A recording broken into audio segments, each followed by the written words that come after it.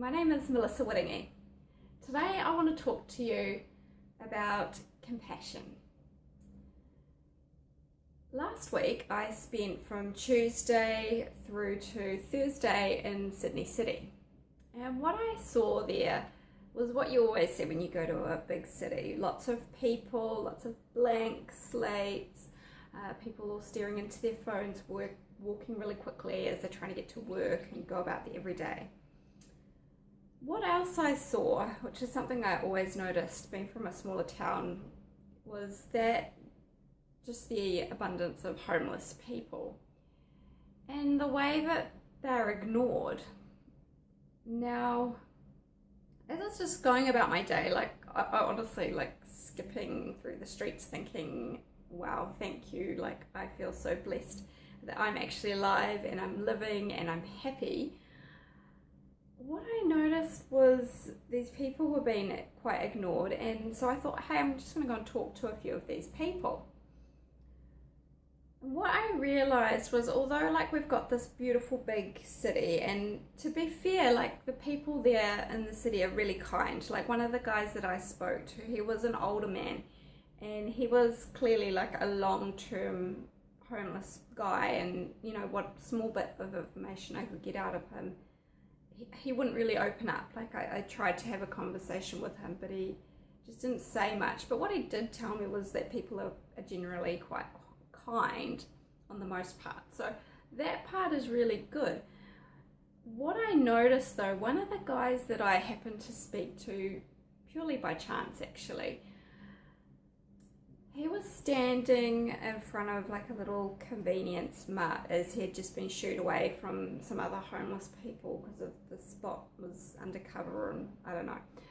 But anyway, I rocked up and I started to talk to this guy, and I asked him for his story.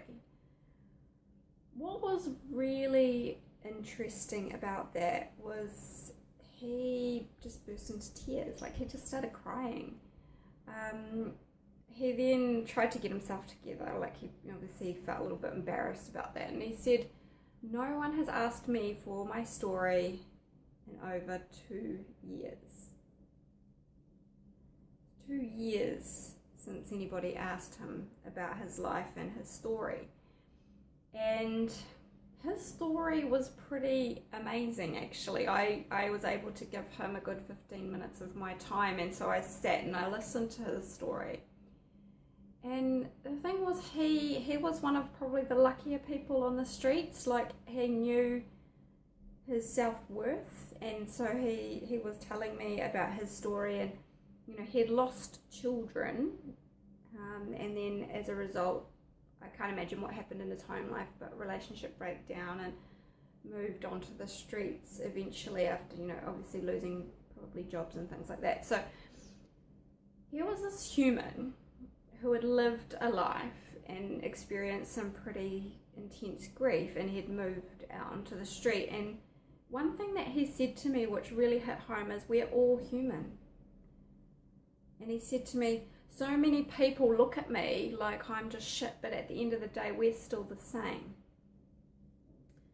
And so what I realized was that although there's a lot of kind people around and they're willing to, buy them some lunch or give them some money and give them a smile, there's not enough real compassion to sit and actually talk to these people and see what it is that's holding them back from moving forward.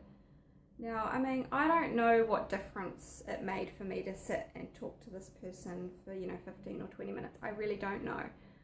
But what he told me was his journey, and he was suffering from issues of addiction, and he was saying that he knew that was what was holding him back from making a huge impact on the world, because he had a huge life ahead of him if he chose to share what he knows with the world. And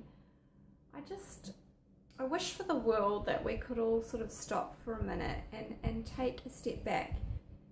And I know it's hard because we're all trying to, perceive life through our own lens, but perhaps something that I've always been a little bit in tune with was I'm always able to try and take myself out of it a little bit. And I can't say I do it perfectly, Like, obviously, if you're still trying to step into someone else's shoes and imagine what life is like for them, it's still going to have your colour on it, but just trying a little bit to go beyond just looking at it from your own perspective, trying to, I guess, live and appreciate someone else has been through something that you might not know much about, or you might know a little bit about, but you might not know their full story.